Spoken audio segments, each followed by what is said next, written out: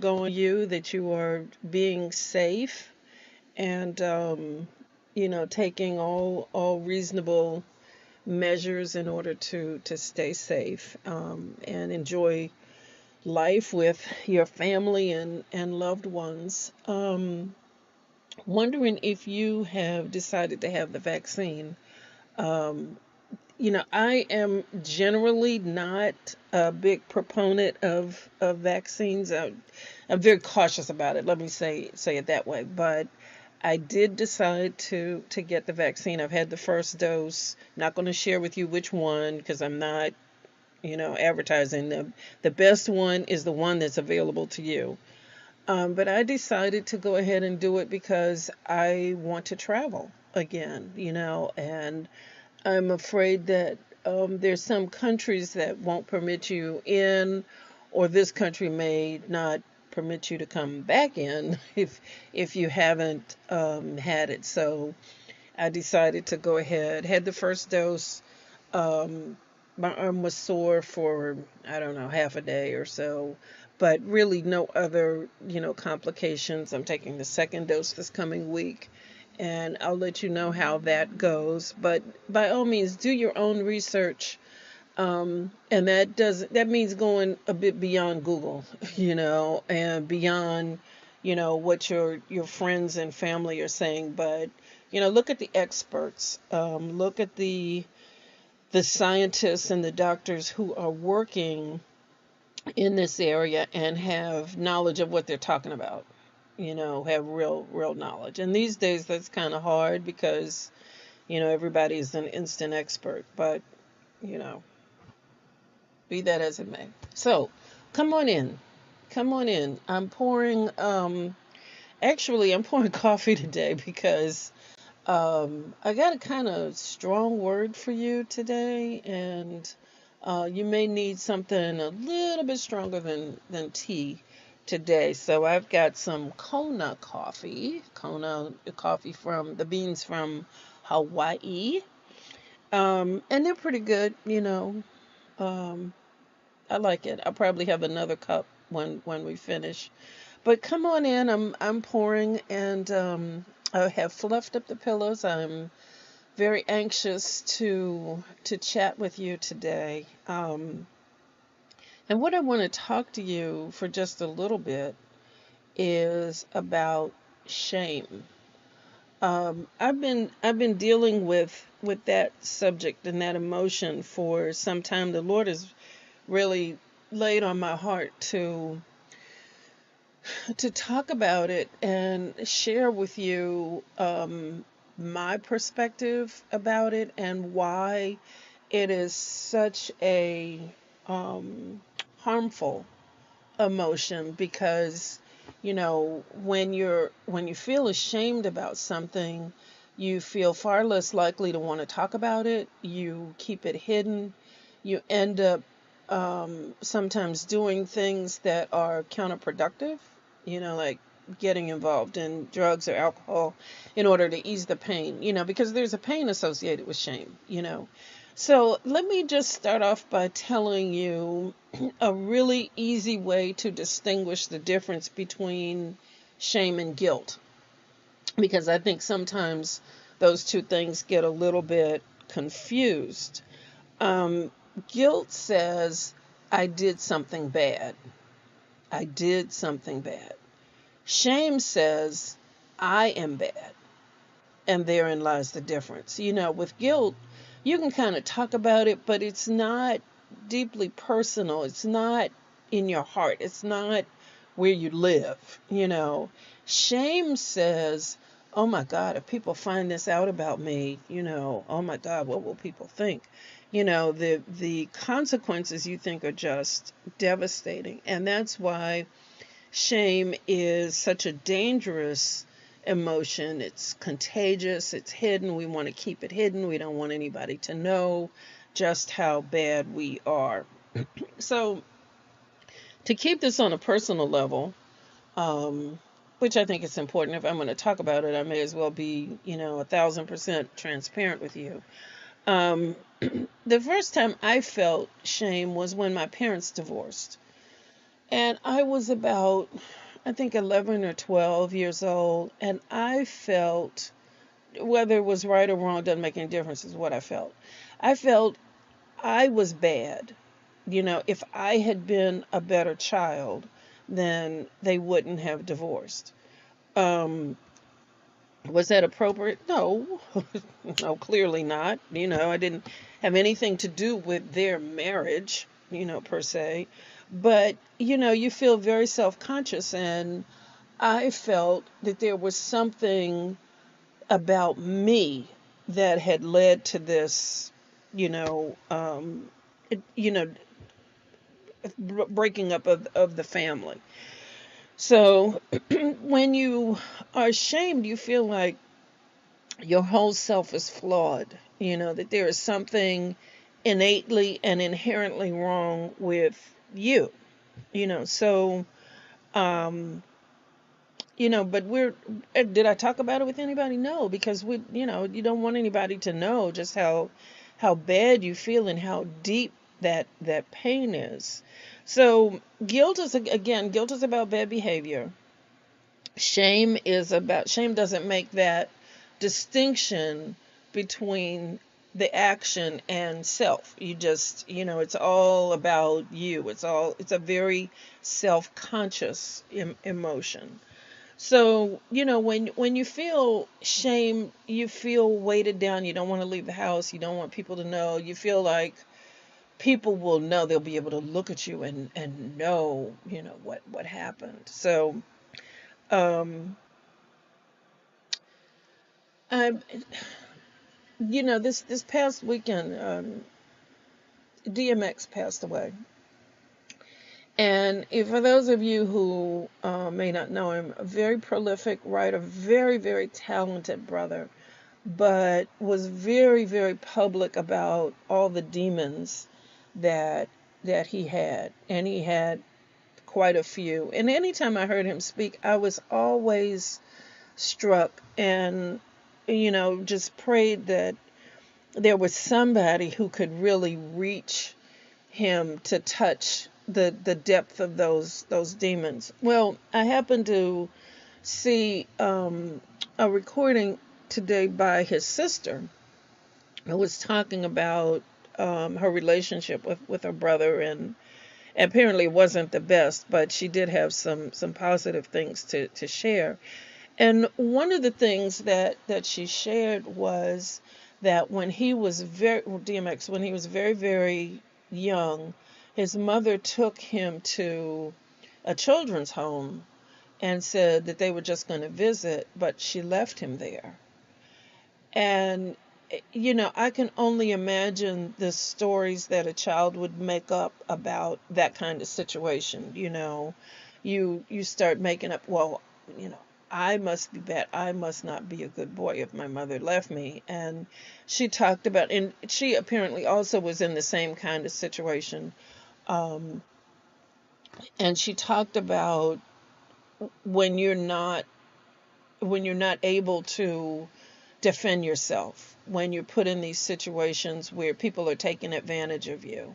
And she apparently went through the same thing. So, I just, my heart goes out to that entire family for what they're going through. And I hope it's a cautionary tale for all of us that we can do better by our children. We can do better. This is the future of our country, that we're raising, and we make children so disposable. We don't, from the sex trafficking to, the sexualization of our children at very young, very, very young ages. We got to stop. We really, really, really have to do better for our children, if there's to be any hope for this country at all. And I'm starting to have my doubts, because uh, you know we seem to have moved past shame. There seems to be no shame about anything in this country. That people can sing songs about the most intimate things, and I don't even mean sex. I mean, you know, crazy stuff. And, it's like, okay, because it's got a good beat. Anyway. All right. So, shame. I'm off my soapbox now. But seriously, about DMX, prayers do go out to that entire family, because it was a lot to overcome. It was a lot.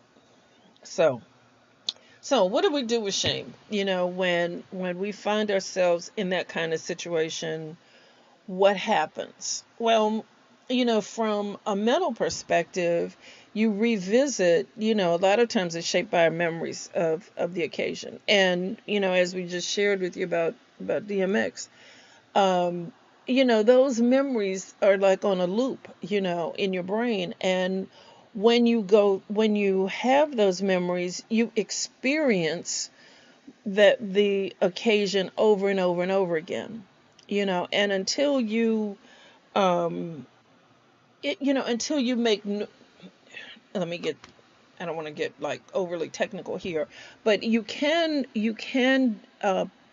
create new neural pathways in your brain, but your brain seeks out the familiar.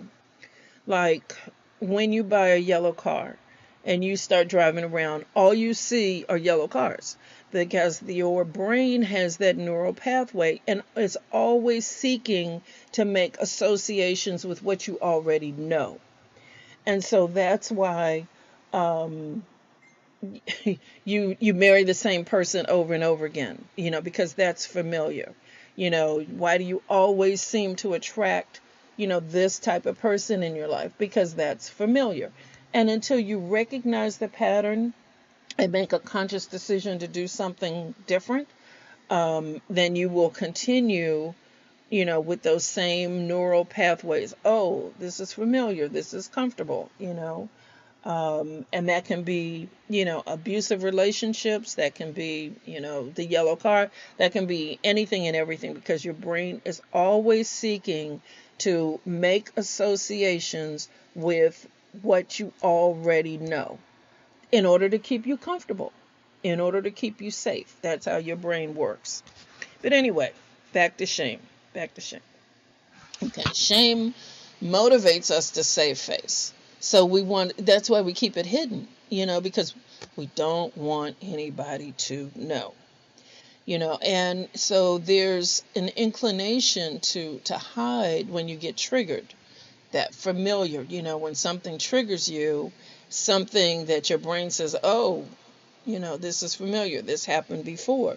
You want to hide, and the more you hide, the more you seek to relieve the pain by, either compulsive behaviors, or that can be an addiction to porn. It can be an addiction to any substance, really. Um, it can be self-criticism. It can be anything compulsive, which brings about more shame. So, it's clear you have to do something different in order to deal with shame. Well, what can you do? Glad you asked. Glad you asked. There are a couple of things, and I want to talk very briefly about 4 different things that you can do when you realize that shame has been running your life and you want to create something different. That this is no longer working for you. That you're tired of the same, go nowhere relationships. You're tired of, the things that you've been experiencing. And sometimes it means taking a step back from people in your life who create, who shame you. You'll never be anything. You always make the same mistakes. If you're hearing that kind of thing from people, then maybe it means you need to create a new boundary in your life where you make the decision to pick yourself up, and that's not who you are. But you got to get to a point where you can create positive self-talk for yourself. So what can you do? Number one, untangle your feelings. If you feel you're bad, you see yourself as not being able to change or do better. And so untangle what you do or what you did in the past from who you are. And so you can do that, by saying, God created me, and he doesn't create bad, and I'm not a bad person. And just start talking to yourself about and recognizing your feelings and separate your feelings from who you are. A feeling is a feeling, and sometimes we genuflect and bow down to the feelings and say that's the sum total of it, because I feel this way, this must be who I am. And that's not true. It's just a feeling. And you can just leave it right there. Doesn't you don't have to make it mean any more than that. It's just a feeling. And related to that is, sort of what I indicated. Separate what you do from what you are. So, and this is a slightly different spin on it. If you are attached in an unhealthy kind of way, and this requires some self-recognition also, but if you're attached to needing people to validate you, oh, good job. Oh, you're so smart. Oh, you're wonderful. Oh, nobody could have done it like you. Whether it's in church or at home or on the job, if you constantly need that recognition from others, that's a recipe for trouble. And just look at it this way. If people don't applaud what you do, it's okay. If you know you did your best, that's fine. But look at the criticism, and take it with a grain of salt. Take, appreciate. I had a pastor who used to say, eat the meat, throw away the bones. So take what's valid about the criticism when you do get criticized. Take what's valid and apply it and throw the rest of it away. And, it's all good. Third, recognize your triggers. Um, I'll share a short story with you about this. When my son was very, very small, and I went back to work when he was about 6 months old, because I was really going crazy, staying at home. I thought I could be a stay-at-home mom, and I found out within 6 months that I could not, because I was beginning to only talk and baby talk, and it just wasn't working for me. But anyway, I went back to work, and I had a very good babysitter, and my mother called me every single morning. As soon as I got to work, the phone would be ringing, and she'd say, how you doing? How's the baby? And okay. And she'd say, did you put an undershirt on him this morning? And if I said yes, oh my God, you're going to kill him. It's too hot. The baby's going to die. You don't know what you're doing. And for the rest of the day, I'd feel bad, And also, the flip side of that was if I said no, oh my God, it's too cold. You don't know what you're doing. You don't know how to raise that baby. You may as well just give him to me because you don't know what the heck you're doing. The baby's going to die because you don't know how to dress him. You don't know how to raise him right. And I would be triggered, and I would be upset the rest of the day because I'm thinking I'm a bad mother. I don't know what I'm doing. I should just let my mother, raise it. I mean, I seriously considered that for a while because, my mother had it in my head, or I allowed it, that I was a bad mom because I, had put on or not put on an undershirt. So I finally recognized it, after several weeks of this every single day. And I said, you know what? Don't call me and ask me that anymore. Don't ask me. I'm his mother. I know what I'm doing. Just don't do this. We're not going to have this conversation anymore. And my mother actually kind of laughed, and she dropped it. So, but anyway, I'm sharing that to say, recognize your triggers. I was being triggered by that question and by my mother's response. and thinking, I'm shamed because apparently I don't know how I should be dressing my child. Please. Oh, please. Oh, please. So, recognize your triggers is number 3. Number 4, reach out. Don't, the more you sit and stew in shame, the worse it gets. And this is easier said than done, because I know when I went through a very, very, very shameful and public, episode in my life, I didn't know how to form the words. I didn't know how to reach out for help. But part of it is just getting out of your head long enough. And if you don't have friends or family that you feel you can reach out to, it's really, really, really important to find a therapist, or a doctor or someone else that you can, and in our community, and I'm talking about African American community, mental health has not always been looked upon kindly as something that we should be strong and we should just power through and, blah, blah, blah.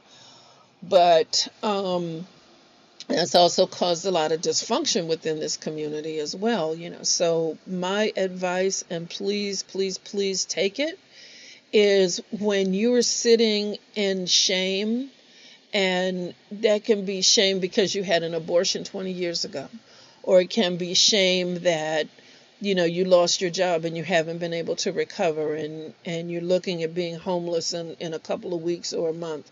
It can be shame that, you're not able to feed your family, or your prestige has suffered, because of the pandemic, and you've either lost your job or you've, been cut back. Your hours have been cut back. Whatever it is, don't sit and stew in it in silence and let it grow and take root. Please seek out some help. When you connect with someone that does so many things for you, one of the things that you find, the more you start talking about it, you'll find that, number one, you're not alone, and it also can create a sense of compassion in you, where you can reach out to others who are having the same or very similar experience. And rather than masking the pain with drugs or alcohol, you can get help for yourself, but also you recognize the same situation in other people, and your empathy for what others are going through grows. And when you're connected, you can be there for other people. When you are sitting in shame, you are so self-involved, you can't see, the literal forest for the trees. So I want to recommend a book. Brene Brown has written a book that I've read, and it was very, very helpful to me. It's called Daring Greatly. And she talks about shame and vulnerability and all of that in a really comprehensive kind of way. And so if this is an area that you are struggling with, I highly recommend that book. Now, the 5th thing that I would suggest for you is shining the light, which is closely aligned with reaching out to others. But what you find is the more you talk about it, the less power shame has over you.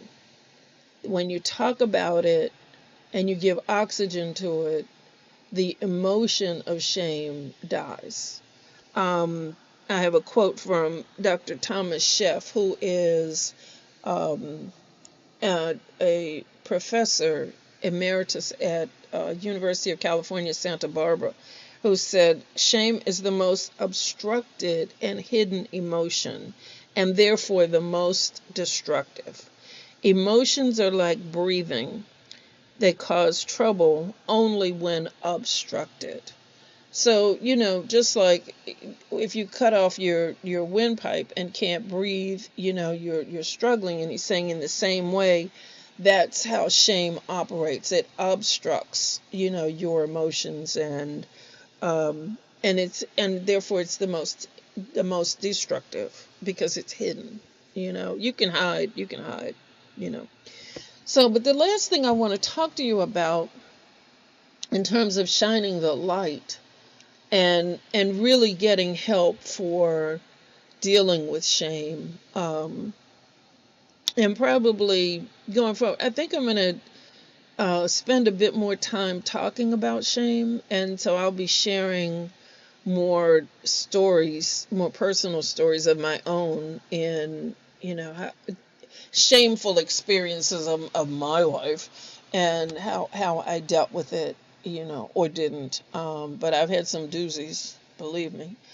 But this is we're just a week or so past Easter, and as I was thinking about this subject, I was thinking about how we skip over, kind of Good Friday because we want to hurry up and get to Easter, Resurrection Sunday, new clothes, spring is here.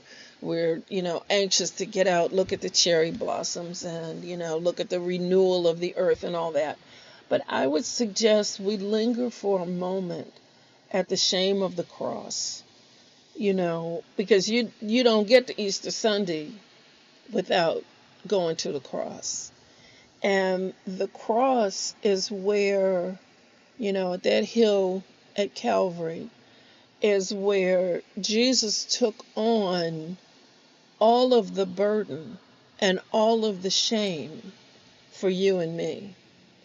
And there was no one who ever deserved it less because he didn't do any of the things that he had been accused of.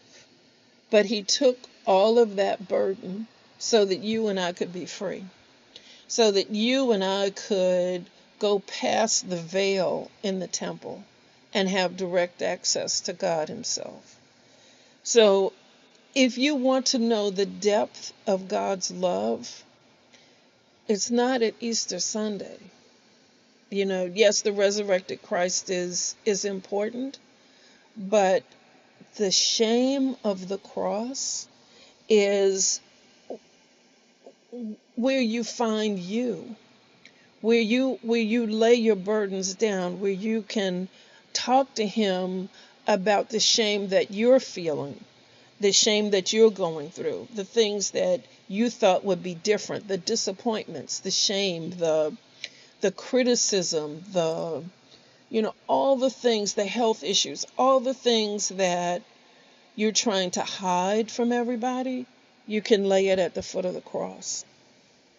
You can look beyond your everyday blessings and go past, because there's so much more, and there's so much more love that he has for you. We think, woo, woo, woo, I had a $10,000 month. Well, that's lovely.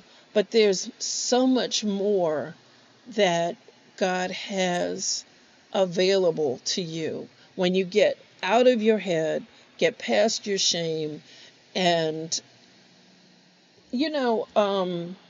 I don't know if you really know this, but when you look at the cross and you see Jesus on the cross and you see that little white cloth, over his private area, that was just the artist's rendition. When Jesus was on the cross, he was naked. His shame was complete. I just want that to settle for a second. He was naked, but he was not ashamed. He was not ashamed because he did that for you and for me. He was willing to go through that for you and for me because he saw the prize on the other side. So my question to you is, are you willing to get out of your own head and out of your shame, out of your feelings and out of emotions to find the greater good, the greater good that is you, the greater good that is in you, that you've been hiding away from the world? Just a question. Just a question. So, and I'm going to leave you with that question today. I'm going to leave it right there. Um, but we're going to, we're going to be dealing with emotions going forward for a bit, um, because I think that we have a tendency to hide. We don't want anybody to know what we're going through. And this is a safe place. If you want to reach out to me, my contact information is if you're looking on Facebook, my contact information. I'll just give out my telephone number too. If you want to contact me, feel free. 240-477-3872. That's 240-477-3872. And feel free to reach out if you're going through something and just need somebody to talk to. I'd be more than happy to speak with you and share with you what the Lord would have us to share. But in the meantime, I want you to continue to be blessed, continue to be safe. Practice your safe distancing. Do the things do the research, and we'll be okay. We're gonna be okay. But we've got to stop, playing around and acting like this is nothing and it's all just gonna disappear one day by magic. Uh, but until next time, I want you to just be blessed. Stay blessed. Continue walking, forging out that path for yourself and your children. Take care. Take a little extra time with your children today. Let them know how much they loved, even if they get on your nerves sometimes. I understand. I truly understand that.